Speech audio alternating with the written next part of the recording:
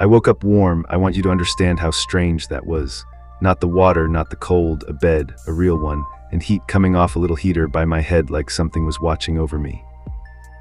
There was a woman moving around the room, older, steady hands. She'd pulled me off the road half dead, and she wasn't making a thing of it like she'd done it 100 times. Maybe she had. There was a name stitched on her coat, Edith, so I had a name to use, and down here a name you can use as a tool. I used it. Easy, you're at Harmouth now, the caving society. You've been out 2 days. You're safe here, as safe as this level lets anybody be. Your suit had a name on it. Cole, that's you. The name on the suit belonged to a dead man. I'd taken it off of 3 levels back. I said, yes, I'm Cole. And that was the first lie, and every lie after it grew out of that one. I couldn't afford to just lie there healing. There's a clock on me down here. The people who run the outpost up the road want me, and Harmouth works with them. So I did the only thing I had. I gave her the one true thing I own. I told her I was looking for someone, a duck. I know how it sounds. I told her he was the only reason I was still walking, that I'd lost him and I had to reach the next level before the trail went cold. Please, help me get well faster. A duck? I've heard men down here hold on to stranger things than that. All right, let's get you standing. It worked. She moved my care up the line, and I got strong again before anyone from the outpost ever came to look at the man in the bed. By the time they might have asked questions, I was on my feet and packing. I gave her the part of the truth that was safe. I had to reach level 9. That was all. She didn't blink. The 9th road runs all the way to the exit. Nobody finds it alone. The caves don't add up. They move you wrong. But Harmouth walks people out. It's what we're for. I've walked it 100 times. I'll take you. One rule, Cole, you stay on the road and you stay behind me. Whatever this place shows you, you don't step off. Agreed. Agreed, I meant it too. That's the part that still gets me. We packed the heater, the near-dead flashlight, what food they could spare, and we started down, day 1. I lost count of the days the honest way by living them. The road isn't a road. It's a wound in the rock that goes down, and you learn its habits or it kills you. Watch your light. A lamp that gives you 100 paces up top gives you 12 down here. The dark drinks it. So we ration it. We move by memory and by feel. She taught me to fish the cold pools that pool up on the flat stretches, the only places that ever stayed still. She called them islands of stability. Everything between them was tunnels that bent the wrong way, corners that put you back where you started, distances that lied. We slept in nooks off the markers, the heater ticking between us like a second heartbeat. Twice we backed out of a squeeze that narrowed to nothing. Once we sat in the black for an hour, not moving, while something we never saw went by, near misses that never got names. And Edith talked to fill the quiet. She was careful with me at first, a guide doing a job, professional. She'd tell me the level and nothing of herself. So the days were long and they were cold and they were lonely even with her right there. One night, I don't know why, I told her about the duck. The real version, not the version I used to get things. I told her how I'd lost him, and how I hadn't stopped looking, and how some mornings the only thing that got me up off the floor was the idea that he was one level further and waiting. It's the only thing about me that isn't a lie, and I handed it to her in the dark like it was nothing. You know, I stopped asking people what they're chasing. It's never a thing worth the asking. But you'd walk off the edge of the world for that bird. That, I believe. I came down here after I lost my boy. Up top, I mean before the Backrooms, if there was a before, I couldn't save him, so I got good at walking strangers home instead. It's the same ache, pointed somewhere useful. Harmouth gave me that. That was the night she started trusting me, because I'd opened the one true door I have, and I let her walk through it, and I shut every other door in the house, the name, the men I'd hurt to get here, all of it. She trusted the one honest thing in me and never knew the rest was a dead man's coat. It was the second time this whole descent that another person felt like a person to me. The first was a man named Jack, a long way up. I don't have a good record with the people who get close. And somewhere in those days, I couldn't tell you which one, I started getting colder inside, wearing thinner. Once or twice, the dark at the edge of the lamp seemed to move when it had no business moving. I told myself it was the tired. I told myself a lot of things. The cavern opened up without warning, one of those spaces so big the lamp just gave up and the dark went on forever. And then the wall started to move. Don't move, don't you breathe. That's a wrangler. It came drilling straight through solid rock, gray, slick, a body like an eel that didn't end. It ran on past us for what felt like a full minute, and it kept coming, longer than anything alive should be. And up front, where the head should be, there was a face. A pale human face with white lamps for eyes and a wide, wrong smile. It never saw us. Edith had a fist in my collar, holding me stone still, until the last of it slid back into the rock and the rumble died away. That one was small. There was a bigger one years back, near 70 miles of it. It brought a whole section down. 500 people, gone in a day. They say larger ones are still down there, asleep under everything. So we walk soft.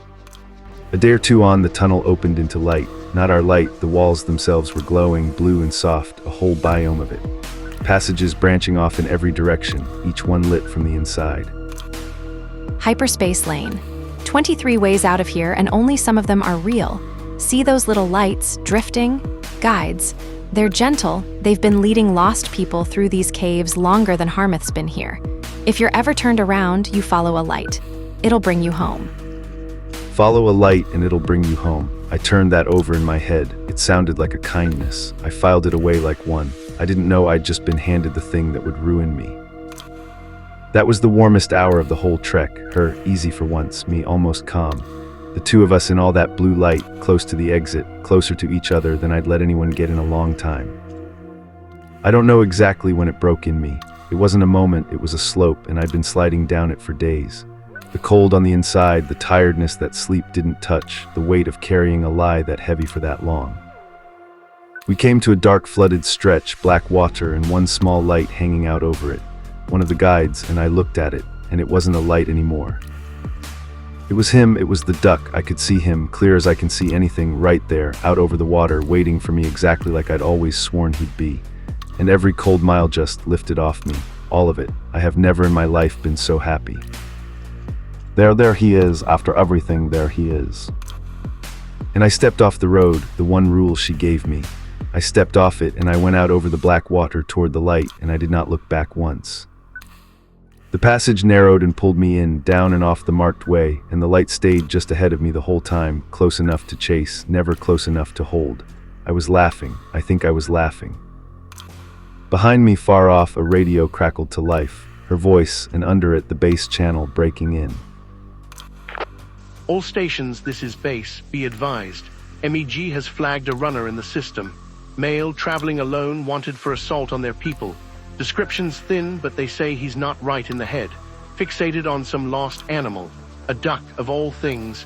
If you make contact, do not engage. Radio it in, base out. Cole, where are you? Come back to the path. I heard the whole of it, the runner, the description, her voice cracking on a dead man's name in the dark, and I did not stop. My duck was ahead of me. Whatever was behind me could stay behind me. The light took me down into the tight places, the kind of tunnels that close over your back, and that's where the joy ran out, because that's where I heard the first one move. Camo crawlers, I didn't know the name then. All I knew was that they were blind and that they turned toward sound, toward the heater's tick, toward a breath let out too fast, toward a boot scrape on wet stone. I killed the heater, my one warm thing, off in the dark. I held the air in my chest till my ribs screamed. I moved between their sounds an inch at a time, and the whole time the light hung ahead of me, patient, drawing me on through a gap no sane person would take.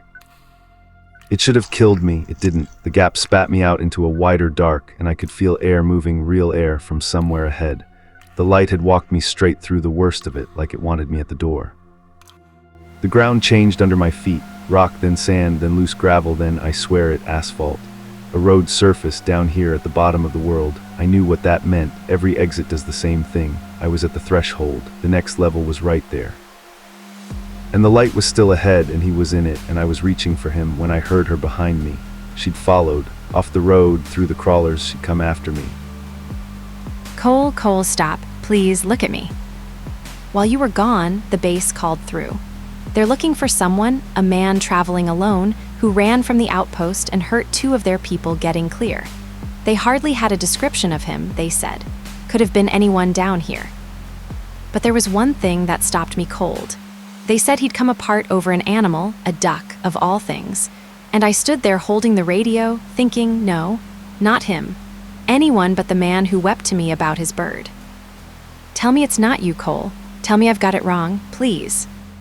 The one thing I gave her that was true is the exact thing that told her who I was. The duck earned her trust. The duck hung me. There's a justice in that I can't even argue with.